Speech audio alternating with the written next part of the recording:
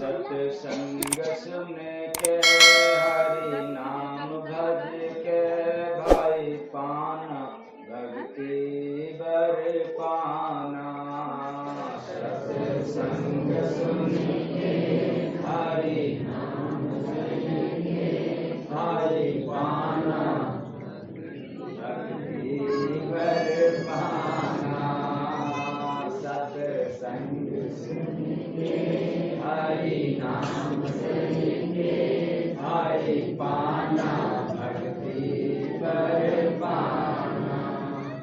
देश से अपने दुनिया में आए, देश से अपने दुनिया में आए, आके हरि का भजन सब भुलाए, आके हरि का भजन सब भुलाए।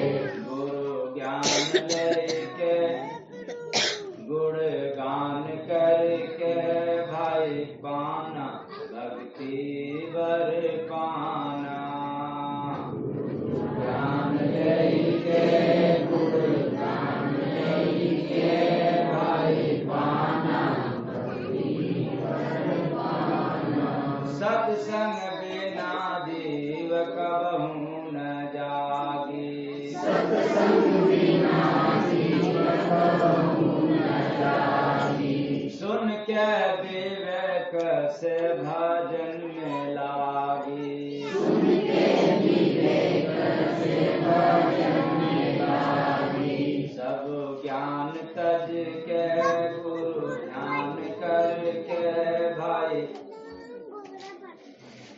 पाना भक्ति बर पाना।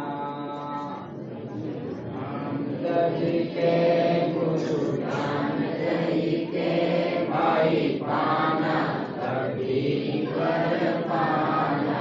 भक्ति है संत की जीव हितकारी, भक्ति है संत की जीव हितकारी। देते शरण में परम सुखकारी, देते शरण में परम सुखकारी। पहचान कई के यजमान बन के भाई पाना भक्ति बर पाना। पहचान कई के यजमान बन के भाई पाना भक्ति बर पाना। भक्ति मिले भेद भीतर में जानो, भक्ति मिले भेद भीतर में जानो।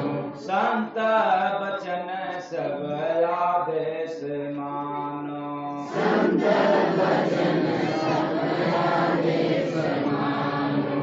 नाम दान लेके गुरु ज्ञान रख के भाई पाना भक्ति बर पाना। नाम दान लेके गुरु ज्ञान लेके भाई पाना भक्ति बर पाना। भक्ति के बस में गोविंद होते, भक्ति के बस में गोविंद होते। जय गुरु बंदे गुरु से जो रोते, जय गुरु बंदे गुरु से जो रोते। आप लोग तो पड़ोसियों से ज्यादा रोते हैं, हाँ? पत्नी अपने पति से रोती है, बेचारा पति भी अपने पत्नी से रोता है। लेकिन यहाँ क्या बतलाया जा रहा है? जय गुरु बंदे गुरु से जो रोते, जय गुरु बंदे गुरु से जो रोते। गुरु मान रख के प्रेम पान चख के भाई पाना भक्ति बर पाना। गुरु मान रख के प्रेम पान रख के भाई पाना भक्ति बर पाना। सत्संग सुन के हरि नाम भज के भाई पाना भक्ति वर पाना।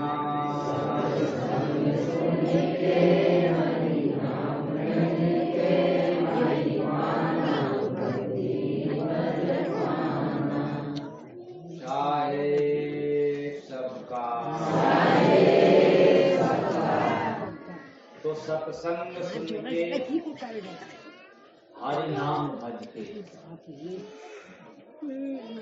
भाई पाना भक्ति वर पाना।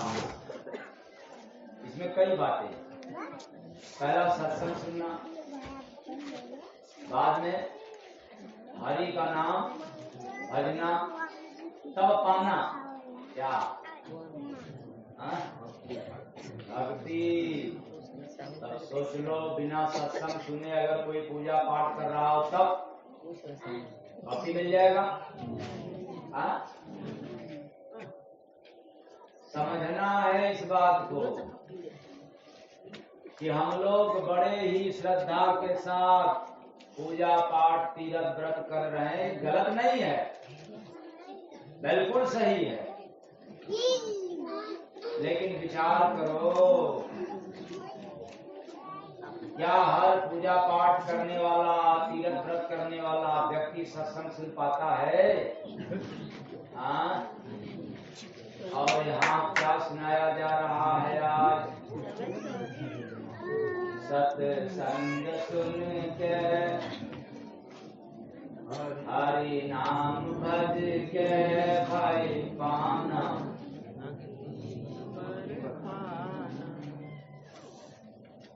भक्ति वर बड़ा गड़बड़ है, यानी भक्ति पाना ये तो बहुत कठिन काम दिख रहा है। और याद रखिएगा, कभी आप लोग भी बड़ा जम करके पूजा पाठ करते रहे होंगे, लेकिन सत्संग से कोई लेना देना नहीं था। और यार सत्संग जब सुनना चालू कर दिया तो फिर किसी और से लेना देना। बात यही है कि दूसरा है? यही है। ऐसा क्यों?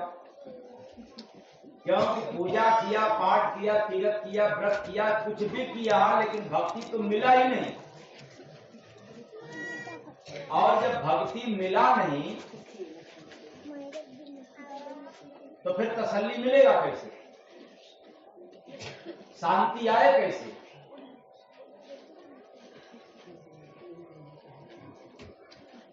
और भक्ति पा जाने के बाद कुछ भी करने का मन नहीं करता। कुछ भी करने मतलब काम नहीं, काम तो करना ही पड़ेगा, लेकिन भक्ति बल पा जाने के बाद अथवा भक्ति करने पर फिर संसार की कोई भी खटकर्म, आडंबर, पाखंड, ढोंग, ढकोसला ये करने का इच्छा ही साफ हो जाता है। वो कैसे? जैसे छोटे छोटे जो बच्चे हैं, एक खिलौना से बड़ा मोहब्बत करते हैं। गलत है कि सही है? हाँ? बच्चों को सबसे ज्यादा खिलौना प्रिय होता है। अगर उनके हाथों में खिलौना दे दिया जाए तो बड़े खुश रहेंगे, और दिया गया खिलौना छीन लिया जाए तो बड़े नाराज हो जाएंगे। यही बात? बिल्कुल रूठ जाएंगे, नाराज हो जाएंगे। खिलौना ले लिया, खिलौना ले लिया। और बच्चों में पाया जाता है कि खिलौना लेकर के अपने पास में ही सो जाएंगे, लेकिन छोड़ेंगे नहीं। गलत है कि सही है? सही है। आप लोगों ने देखा, क्योंकि मैं भी खिलौना लिया। आप लोगों ने लिया था कि नहीं? सभी लोगों ने लिया था, लेकिन आप लोगों को कहने में लाज लगी। ठीक? तो खिलौना से सभी लोगों ने प्रेम किया, लेकिन जितने लोग लोग पहले खिलौना से प्रीत किया था, क्या वे लोग हैं अभी भी खिलौना से मोहब्बत कर सकते हैं? नहीं करेंगे। क्यों? खिलौना तो है ना, बल्कि पहले से भी अच्छा खिलौना आ गया, फिर भी खिलौना से प्रेम नहीं करेंगे। ऐसा क्यों? इसलिए अब जानकारी हो गया कि ये तो खिलौना क्या है, खिलौना है तो केवल मात्र खेलने के लिए है। ऐसी जानकारी होते ही खिलौना से दूरी। बस वही बात मैं कहना चाहता हूं कि जब तक आपको विवेक नहीं मिला, अर्थात सत्संग सुनने को नहीं मिला, तब तक आप पूजा पाठ तीर्थ व्रत को बड़ा अच्छा समझता था। अज्ञानता में, नादानी में, और जब पता चल गया कि अरे ये सब तो केवल क्षणिक मात्र है, पूजा करो क्षणिक, पाठ करो क्षणिक, तो फिर ऐसा करने से क्या मतलब? अब तो वह काम किया जाएगा जिसका सुख अधिक समय तक मिले। इसलिए उधर से मनमुख हो गया और लग गया किधर सत्संग सुन के, हरि नाम भज के, भाई पाना भक्ति बर पाना।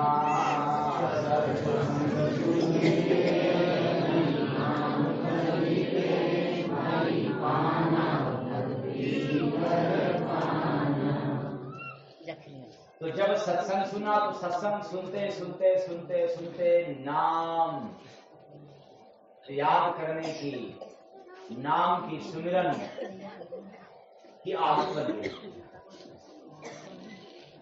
क्योंकि प्यास बढ़ गई, जिज्ञासु हो गए। जब सत्संग सुन रहे हैं तो फिर जिसकी सत्संग सुन रहे हैं वो कैसे मिलेगा, कैसे दिखेगा, यह जिज्ञासा हो जाता है। और इतने दिनों तक हम लोगों ने पूजा पाठ किया लेकिन कोई जिज्ञासा नहीं आया। हम जिसके मंदिर पर जाते हैं, जिसके मस्जिद में जाते हैं, वो दिखेगा कि नहीं दिखेगा इसका भान नहीं रहता, ऐसी बात याद नहीं रहती। लेकिन जब ही सत्संग सुनना शुरू करते हैं तब धीरे धीरे समझ बढ़ना शुरू हो जाता है कि भगवान से मुलाकात कब होगा, इसका अनुभव कैसे होगा, कब होगा, यह प्यास, यह जिज्ञासा बढ़ने लग जाती है। लेकिन कुछ लोग क्या होता है कि हम अक्सर कहते हैं कि मैं तो सत्संग में गया, मैंने नाम दान भी लिया, वास्तव में जो व्यक्ति इस तरह की बात कहता है वो तो अहंकारी है। अब कहेंगे कि हम लोग जब कहेंगे कि सत्संग में हम जाते हैं तो अहंकार होगा, हाँ, हमने सत्संग में गया और नामदान मिल गया, इस तरह की बात कहना अहंकार का प्रतीक है, ना समझी है। ऐसा क्यों? इसलिए कि असल में हम व्यक्तियों की कोई मसाल नहीं है, कोई मजाल नहीं है। क्या मतलब? कोई सामर्थ्य नहीं है कि सत्संग में अपने से जा सके।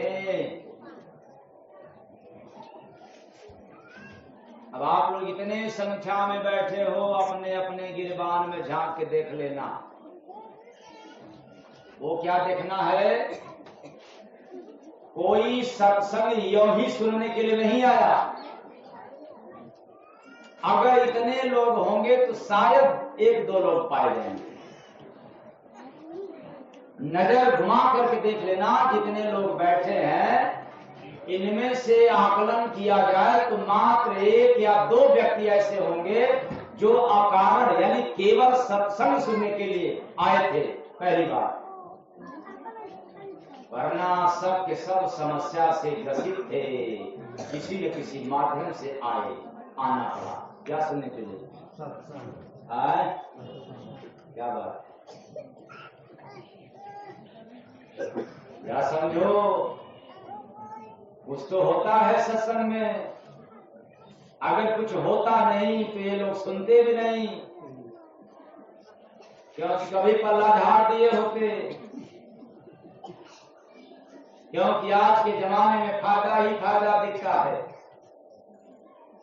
अगर पति से भी घाटा समझ में आए तो हाई कोर्ट,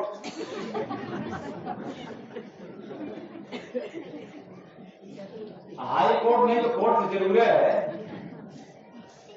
और पत्नी से भी घटा है तो फिर डाइवोर्स। हर जगह घाटे ही घाटे की बात है। इसलिए सभी लोग फायदा चाहते हैं।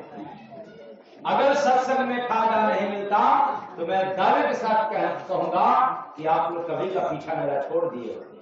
प्रेम से बोले सतगुरु भगवान की जय। तो कुछ तो होता सत्संग में, इसलिए तो कहना चाहते हैं सत्संग सुन के हरि नाम भज के भाई पाना भक्ति बर पाना।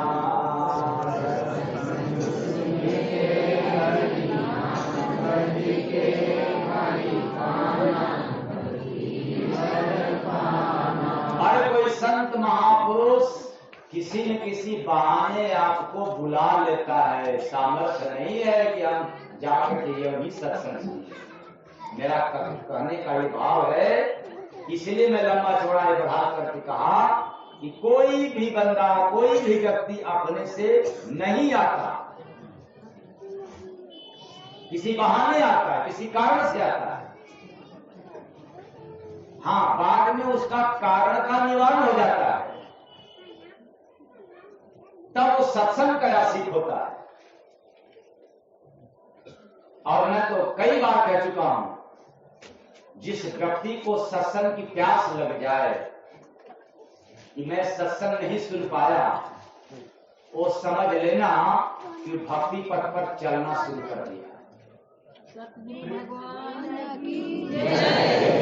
सत्संग न मिले, सत्संग न सुनने पर, सत्संग नागा हो जाने पर उसको तड़प आए, विरह पैदा हो, उसका मन न लगे घर गृहस्थी में, ऑफिस दफ्तर में, या जहां भी जिस भी स्थान पे है, तो समझ लो वो भक्ति पथ पर चलने के लिए तैयार हो गया।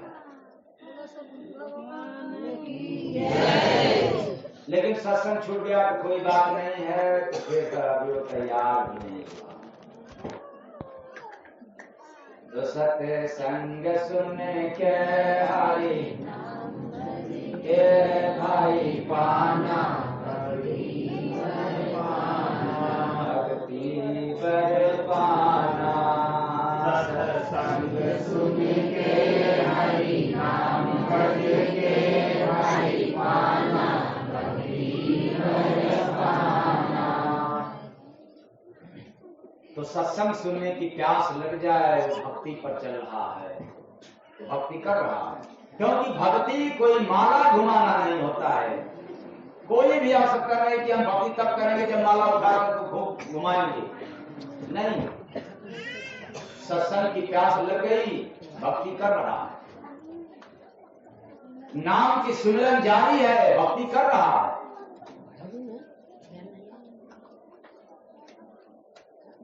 और जब तक सत्संग की प्यास न हो, तड़प न हो, तब तक वो भक्ति नहीं कर सकता। क्योंकि बिन सत्संग सुने हम पूजा पाठ तीर्थ व्रत तमाम खटकर्म कर सकते हैं, लेकिन भक्ति नहीं कर सकते। ऐसा क्यों? कि भक्ति के बस में विधाता होता है।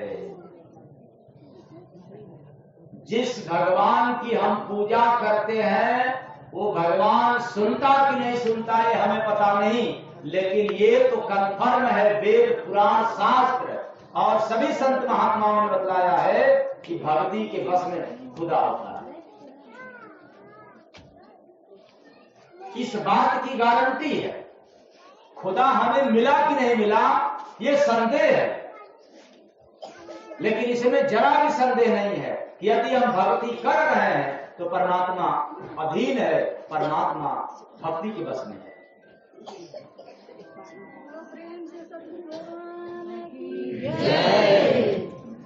इसलिए प्रमाण के स्वरूप में गुरु महाराज ने बताया, भक्ति के बस में गोविंद होते, भक्ति के बस में गोविंद होते, जय गुरु बंदे गुरु से जोड़ते, जय गुरु बंदे गुरु से जोड़ते, गुरु मान रख के प्रेम पान चख के भाई पाना, भक्ति कर पाना, गुरु मान रख के प्रेम पान चख के भाई पाना, भक्ति कर पाना। सहज है, भक्ति कठिन है सत्संग में आना, क्योंकि हम आते ही नहीं। अगर सभी लोग आते हैं तो आप अपने अपने घर का आकलन करें कि अपने अपने घरों से निकल करके आए हैं। कोई बाप आया है तो बेटा नहीं, और पत्नी नहीं, और पत्नी आई है तो बेटा नहीं, और पति नहीं। क्यों ऐसा? क्यों?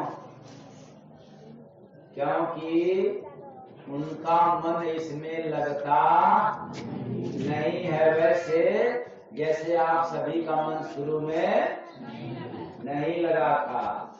आपको लग गया है ना? हाँ, अब तो मन लग गया है ना?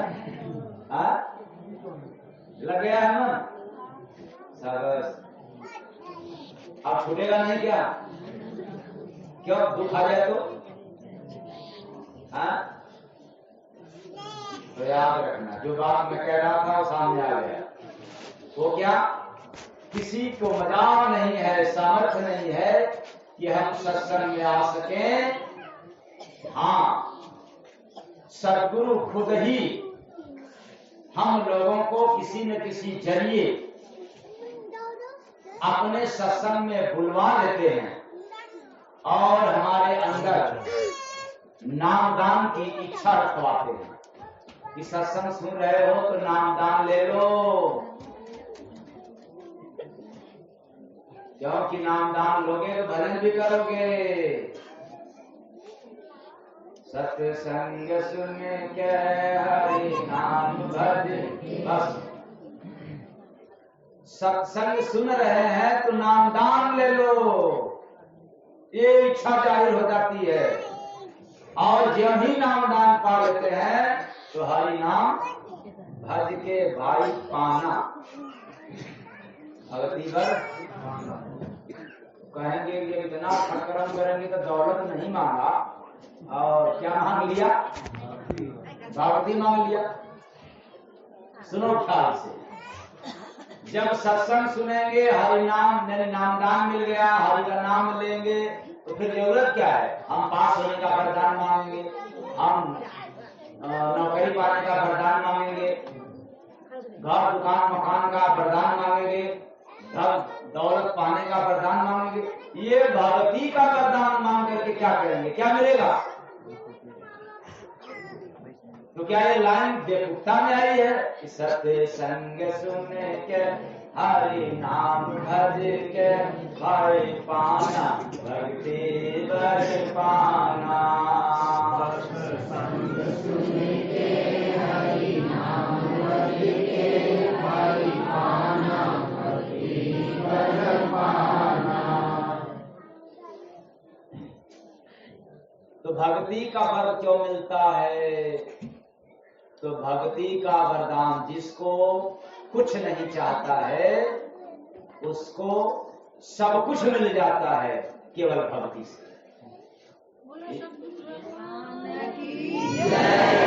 याद करना, जरा इस रात को समझना। ये अभी मेरे कहने से बिल्कुल मत मानना। हो सकता है मैं गलत बोलूं, लेकिन डंके की चोट पे कह रहा हूं, जिसको संसार का, दुनिया का कुछ भी नहीं चाहता, उसको भक्ति से सब कुछ मिल जाता है बिन मांगे। इसलिए भगवान जब खुश होते हैं तो यही देते हैं। क्या देते हैं? भक्ति। और नाराज होते हैं तो शक्ति दे देते हैं।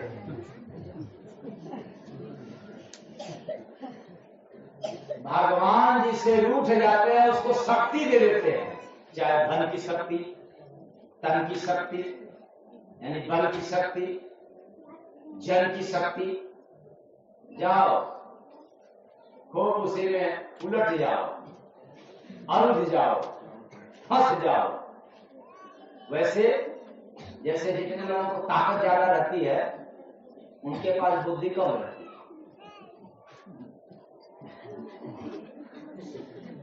तो आप लोगों में से किसी को जान तो नहीं रह जाता। अगर जान ज्यादा होगा तो बुद्धि क्या हो जाएगी? कम। और जिसके पास बुद्धि ज्यादा रहता है उसके पास ताकत। ये प्रकृति का नियम है, ये प्राकृतिक गुण है, ये मेरे कहे पर मत आना। लेकिन याद रखना, ताकत कुछ समय तक के लिए साथ देगा और बुद्धि तो जब तक रहोगे तब तक साथ देगा। इसलिए लोग क्या करते हैं, भैंस बड़ी या अकल, क्या बड़ी? अकल बड़ी। लेकिन देवियों के पास तो फिर भैंसें बड़ी। अकल नहीं, अकल से काम नहीं लेती। क्यों अकल से काम नहीं लेती? ये लड़कियां जब बहू होती है तो फिर सास से पकड़ी नहीं खाती है, और जब सास हो जाती है तो बहू से पकड़ी नहीं खाती, क्योंकि इनके पास अकल ज्ञान है। ध्यान से सुनना, ये बात मत करना हमको कि नहीं हाँ स्वामी जी तो एकदम हम लोगों को बेवकूफ बना रहे हैं। बेवकूफ नहीं बना रहे हैं, आपके पास ज्ञान है लेकिन अकल, आप सब ज्ञानी हो, समझ नहीं। अगर समझ होता तो जिसकी सास रूठ गई है, नाराज हो गई है, उसको मनाना बहुत आसान है, लेकिन आज तक की बहू नहीं मना पाई।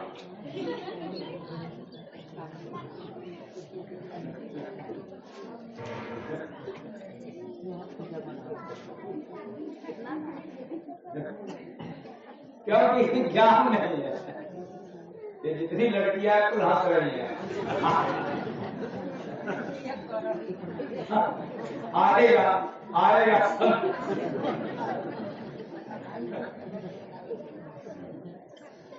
कहने का मतलब कि ज्ञान तो बहुत है, डिग्री बहुत है, लेकिन समझा नहीं पाई। और मैं आज उपाय बता दे रहा हूं, उसे समझा दो। जो सास नाराज हो गई है उनकी बेटी से इतना प्रेम करो, इतना मोहब्बत करो। अच्छा समझ में आ रहा है क्या? समझ आ रहा है? लेकिन इसके पहले आप लोग क्या करती थी? सास नाराज तो ननद से भी नाराजगी, यही तो गड़बड़ हो गया। अगर सास नाराज है तो ननद से क्या करना चाहिए? दोस्ती, प्रेम करो, इतना उनकी स्वागत करो कि अगर वो शादी विवाह की नहीं है तो कुछ दिन के लिए है, और शादी विवाह वाली है तो 10-5 दिन के लिए है। और उनको बुला करके इतना सेवा करो, इतना सेवा करो कि बेचारी सास न चाहते हुए भी तुमसे बोलना शुरू कर।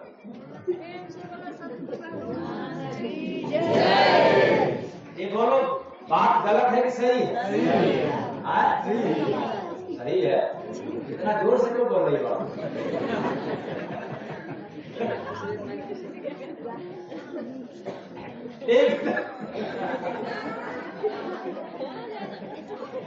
एकदम सिंपल सूत्र है, बिल्कुल साधारण है। हर न फिटकरी, कुछ नहीं लगना है, बस दोस्ती करना चालू कर दो, खूब सेवा करो। और बल्कि अपने ननद से इतनी अपनी सास की बड़ाई करो कि चाहे हमें कुछ भी कहे सब मंजूर है, क्योंकि वो हमारी माँ है, हमारी सास है, हम सब कुछ सुनने को तैयार हैं, कोई मुझे दिक्कत नहीं है। बस हमारी बात नहीं सुनती है, इसलिए हम नहीं सुना पा रही हूँ। आप सुनती हैं, इसलिए आपसे खूब सुना रही हूँ। इतना सेवा करो, इतना सेवा करो तो पिघल जाएंगे। क्यों पिघलेंगे? क्योंकि माँ की ममता सबसे ज्यादा किससे रहती है? किससे? उतना बहू से भी नहीं रहती। तो बिटिया को ज्यादा मानती है, तो तुम भी बिटिया को ज्यादा मानना चालू कर दो, काम बन जाएगा तेरा भी। और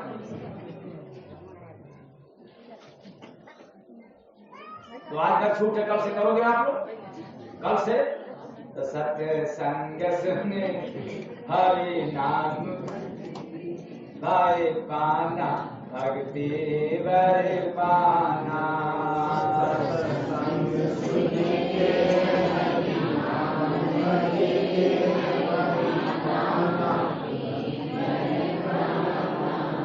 तो कहने का मतलब है कि जब सत्संग में किसी न किसी जरिए किसी कारण से जब बुलाते हैं तो अंदर नामदान की इच्छा हो जाती है, और इसलिए इच्छा होती है कि पिछले जन्म में भी संत महात्माओं यानी गुरु ने हमें अपने संपर्क में ला करके हमसे कोई सेवा ली थी, कोई सेवा करवाया था।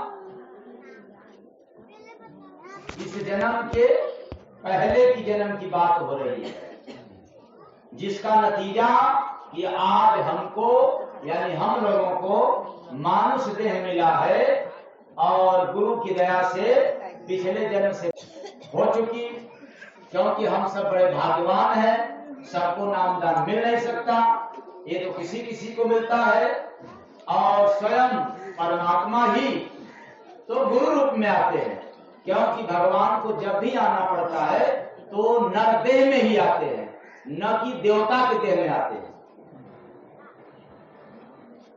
अब आप लोग बताएं, भगवान राम को आना हुआ तो दुर्गा माँ के रूप में आए, या काली माँ के रूप में, या शंकर भगवान के रूप में, या नर के रूप में? आप लोग भगवान को कहाँ खोजने के लिए जाते हो? देवताओं के रूप में। गजब है आप लोगों की इतिहास, न वेद का पता, न शास्त्र का पता, न पुराण का पता, और चल दिया पंडा पुजारी बनने के लिए, बड़का पुजारी हो गए। समझ नहीं आया। तो भगवान जब जब आए हैं तो नर के रूप में आए, पहले भी, आज भी, आगे भी आते रहेंगे, किसी किसी नर के ही रूप में आए। अच्छा बताएं, भगवान कृष्ण को आना हुआ तो किसके रूप में आए? नर के रूप में आए या किसी और के रूप में? और आज आप लोग किस रूप में खोज रहे हो?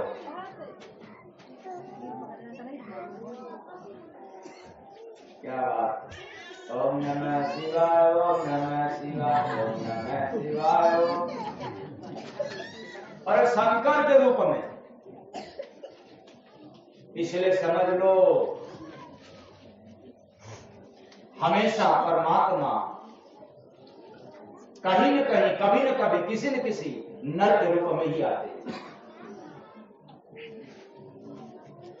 इसलिए मैंने कहा कि परमात्मा गुरु रूप बन करके हमारे लिए इस धरती पर आए हैं, और यहां से फिर अपने धाम, निज धाम, यानी जहां से जीव आया है, अमर लोग, वहां ले जाएंगे। इसलिए हम लोगों का कर्तव्य है कि सदगुरु जी से अरदास करें कि मुझ पर दया करें, मेहर करें और मुझे इतनी सामर्थ्य प्रदान करें कि हम सब भजन सुमिरन सेवा कर सकूं, वरना अपने से नहीं कर सकते। तो अपने से क्यों नहीं कर सकते? इसका भी कारण है। एक खरीदे और एक निःशुल्क पाए। हम लोग अपने से इसलिए नहीं कर सकते भजन भक्ति सेवा सिमरन कि संसार में कहीं कहीं ऑफर में मिलता है सामान। एक खरीदे तो एक ऑफर में पाए, मतलब निःशुल्क में पाए। तो देखने में तो यह एक व्यापारिक काम लग रहा है, यानी व्यापारिक लगता है, लेकिन वास्तविक जीवन में इसके कई मायने हैं। जब सुनेंगे तो समझ में आएगा कि वास्तव में मायने तो बहुत है। वो क्या? जब हम क्रोध खरीदते हैं। क्या खरीदते हैं? क्रोध। तो बदले में एसिडिटी पाते हैं मुफ्त में। आप लोग गुस्सा तो नहीं करते हैं? सही से बताना, गैस तो नहीं बनता है? अगर क्रोध करोगे, गुस्साओगे, तो क्या पाओगे मुफ्त में? एसिडिटी निःशुल्क में मिल जाती है। एक खरीदे और एक निःशुल्क पाए। ये व्यापार नहीं है, ये व्यवहार है। इतना ही नहीं, जब हम द्वेष खरीदते हैं, किसी से आप लोग द्वेष नहीं करते हैं? ये बड़ा है तो ये छोटा है, तो ये गड़बड़ है, तो ये क्या है? तो जब हम द्वेष खरीदते हैं तो सिर दर्द निःशुल्क में मिल जाता है। तो आप लोगों का कपार में दर्द नहीं होता है? होता है किसी किसी को। तो जिसको सर में दर्द होता है तो एक बार जरूर दिमाग में रखना, मैं कहीं किसी से द्वेष तो नहीं रखता हूं। अगर द्वेष रखते हो तो बंद कर देना, सर का दर्द ठीक हो जाएगा। हाँ, चोट लगा हो, नस में सूजन हो गया हो, वो फिर हमारा काम है, उसको हम ठीक कर देंगे। लेकिन अक्सर सिर दर्द पाया जाता है द्वेष रखने वालों को। और जब हम घृणा खरीदते हैं, यानी घृणा करते हैं, किसी से आप लोग घृणा तो नहीं करते हैं?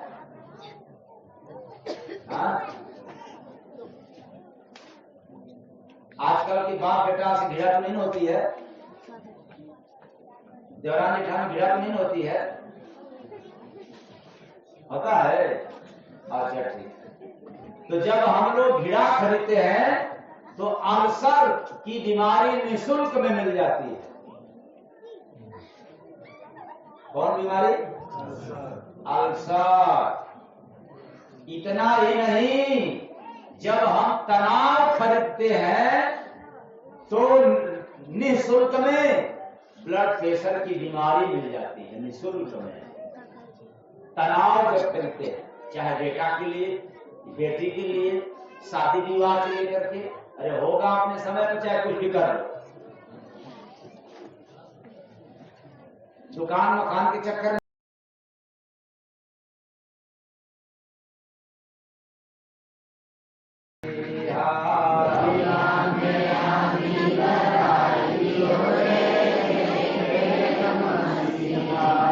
तो मानव शरीर रूपी नगर में श्वास रूपी दरिया बह रही है।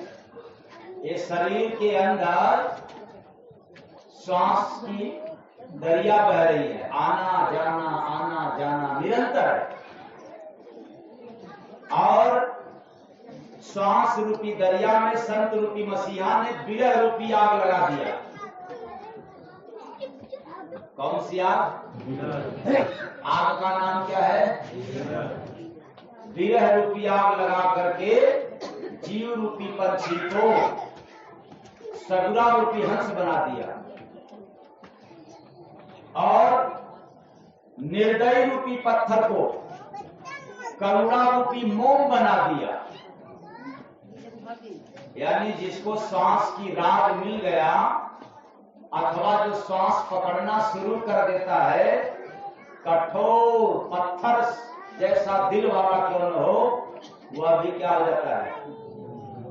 पिघल जाता है। मोम क्या होता है? देखने में खड़ा और धूप मिल जाता। ऐसे ही कड़े दिल वाले भी मोम बन जाते हैं, मुलायम हो जाते हैं, पिघल जाते हैं। तो दरिया में जाके किया जो नहनिया, दरिया में जाके किया जो नहनिया। कौन दरिया?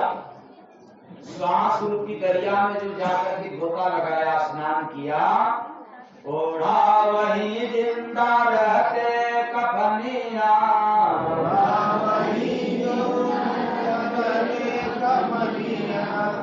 तो किस्मत रूपी कफन हमेशा सद्विचार रूपी शीश पर ओढ़ लेता है। कफन कौन?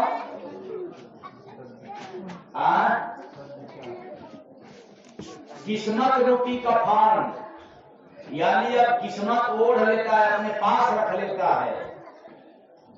वरना कठोर दिल वालों का किस्मत बहुत दूर है, पत्थर से दबा हुआ है।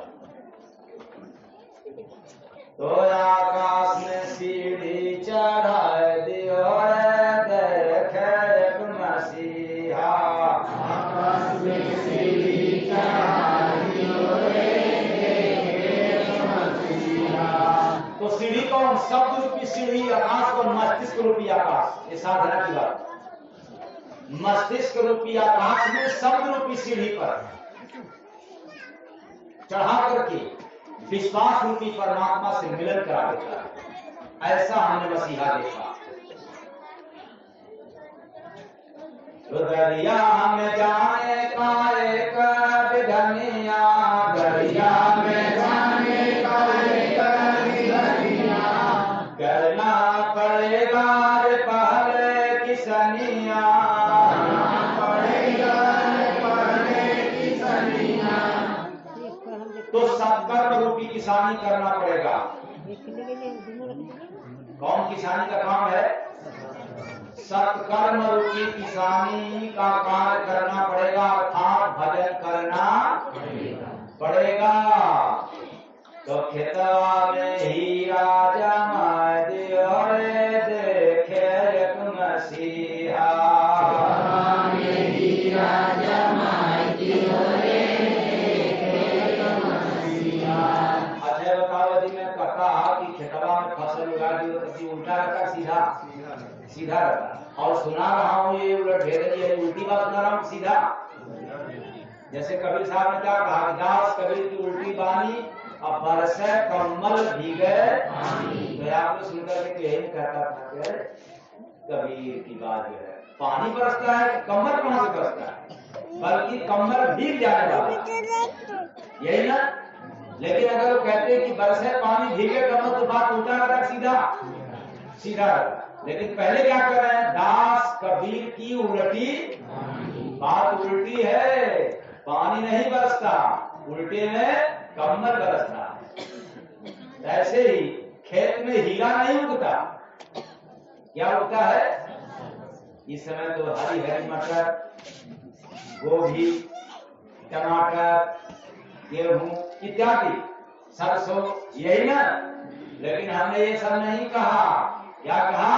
खेतवा में हीरा जमा दियो रे देखे एक मसीहा, हीरा जमा दियो रे देखे एक मसीहा। तो खेत कौन है पहले इसके बारे में जान लो। हृदय रूपी खेत। कौन खेत? हृदय रूपी खेत में आत्मज्ञान रूपी हीरा। हीरा कौन? आत्मज्ञान रूपी हीरा और विवेक रूपी अंकुर जमा देते। खेत कौन हो गया? हृदय। हीरा कौन हो गया? आत्मज्ञान। अंगूर कौन हो गया? विवेक। तो दरिया में डूबा सो जाना फर दिया,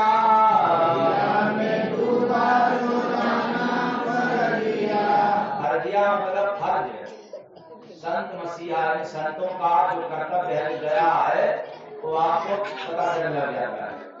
तो बादल के जैसे सुनाओ गरजिया,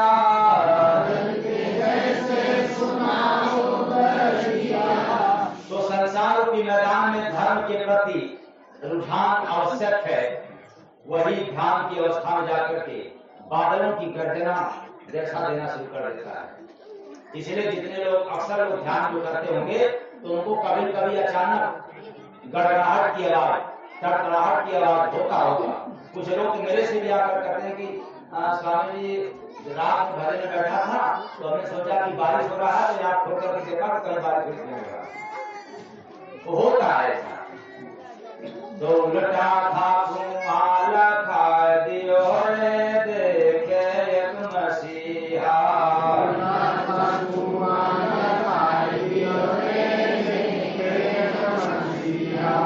तो एक कुआं जो शरीर के अंदर वो उल्टा है उसको भी लिखा दिया। कौन?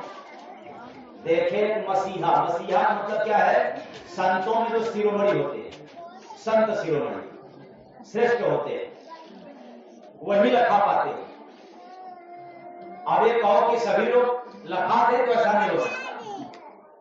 सभी लोग इसका राज भी नहीं बतला सकते और जो राज बतलाएगा वो नहीं लिखाएगा। ये धरती का प्रमाण है। तो शरीर में सुषमन नाड़ी रूपी उल्टा कुआं है, इसको तीसरी आंख से कोई संत महात्मा लगा देगा। तो जय गुरु बंदे का उल्टा बचनिया, गुरु बंदे का उल्टा बचनिया। बात क्लियर हो गया?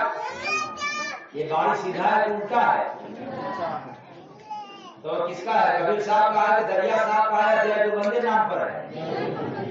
तो जय गुरु बंदे का उल्टा बचनिया, गुरु बंदे का उल्टा बचनिया, पूजा पहली सो छोड़ा कथनिया, पूजा पहली सो छोड़ा कथनिया। तो जो उल्टी बानी रूपी पहली को समझ बूझ जाता है वह कथनी को त्याग करके करनी लगता है। करनी फिर वो कहता नहीं है, करता है। और कुछ लोग तो ऐसे हैं, कुछ लोग क्या अधिकांश लोग कहते कुछ और करते कुछ और, यानी कथनी और करनी में अंतर। इसलिए गुरु महाराज ने एक भजन के माध्यम से अवगत कराया। जगत में करनी है अनमोल, जगत में करनी है अनमोल, जगत में करनी है अनमोल। कथनी वाले डूब गए सो करनी पीटे, जगत में करनी है अनमोल, जगत में करनी है अनमोल। ये तो चाहे कथनी वाले बोल करने वाले पार हो गए। तो इसलिए कथनी गायब हो जाती है।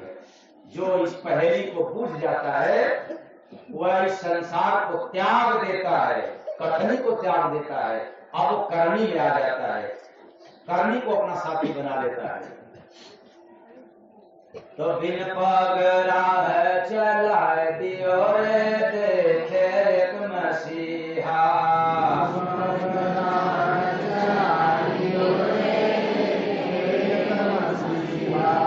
बिन पग राह चला दियो रे, यानी बिना पांव का रास्ता चलाने वाला अगर कोई है धरती पर तो संत मसीहा।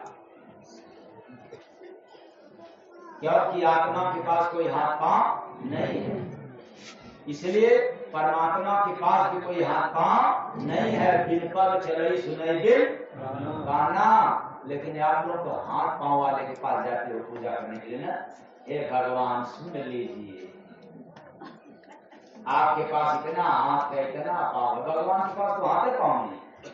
हाथ पाँव किसको किसको है? देवताओं के पास है, इंसान के पास है, जानवर के पास है, पशुओं के पास है, लेकिन भगवान के पास तो किसके किसके पास हाथ पाँव नहीं है, इसको जान लो। न परमात्मा के पास हाथ पाँव है, न आत्मा के पास हाथ पाँव है, न मन के पास है, न काल के पास है, न माया के पास। इन सबों के पास हाथ पाँव नहीं है, बाकी सबके पास हाथ पाँव। प्रेम से बोलिए सद्गुरु भगवान की जय। तो सुनने में उल्टा लगे, सुनने में उल्टा लगे, सीधा सब बात समझा कोई जय गुरु बंदे, जीत के बाजी जा। जो कोई समझ जाता है उल्टी बात को, वो यहां से हार के नहीं जाता, जीत कर जाता। किसी पड़ोसी से नहीं, काल माया को परास्त करके जाता है, काल माया को हरा करके जाता है। तो आप लोगों को यदि काल माया को हराना है तो पड़ोसियों को मत हराना। पड़ोसियों को हराने में अपना दिमाग मत खर्च कर देना, अपना ताकत, अपना धन मत बर्बाद कर देना। अपने धन को, अपने बल को बचाए रहना, अपने नेक कर्म को बचाए रहना। आखिरी में किससे लड़ने के लिए? काल से, क्योंकि सब काल के गाल में चले जाते हैं, हार के जाते हैं। कहते अरे बाप रे बाप, तुम मर रहा हो, मेरे मरने के बाद परिवार का क्या होगा? लो, हार के जा रहा। अरे जीत के जाओ। उसको जीतना है तो बिना हाथ पांव का होकर के जीतना पड़ेगा, क्योंकि वो बिना हाथ पांव वाला है काल। तो खैर बड़ी बड़ी इसमें लीला है, बड़ी राज है। वो एक दिन में 1 घंटा में क्या समझाएगा? बस इतना ही कहना चाहूंगा कि यदि काल को जीतना है तो ये तय है कि पड़ोसियों को मत हराना, यहाँ तो किसी को हराने की होड़ मत करना, वरना हार जाओगे। जानते हो ना, रेसर लोगों का जब दौड़ते हैं ना, तो जो चलाक रेसर होता है, जो सबसे आगे रहता है उसके पीछे पीछे रहता है, जिसके अंदर दम कम रहता है वो बचाए रहता है और उसके पीछे पीछे जाता है। जब देखता है कि अब आखिरी है तो अपने ताकत का प्रयोग करके उसको हरा देता है, और आगे वाला बड़ा घमंड में रहता है कि अब क्या पूछना है, तो मेरे आगे कोई है नहीं, सब पीछे है। अब पीछे मुड़कर देखेगा नहीं, क्योंकि पीछे मुड़ेगा तो उसका स्पीड कम हो जाएगा। अब पीछे वाला हमेशा भाग रहा है। इसलिए इस संसार में जो आगे बढ़ना चाहते हैं उसको रहने दो, अपनी सामर्थ्य, अपनी भक्ति, अपनी भजन, अपना नेक कर्म बचाए रहो, और यही इसी से काल माया हारेगा। वरना दूसरे विधान से हराना चाहोगे तो हार के जाओगे, हराने से। प्रेम से बोलिए सद्गुरु भगवान की जय। तो सत्संग सुन के हरि नाम भज के बर पाना, भक्ति बर पाना।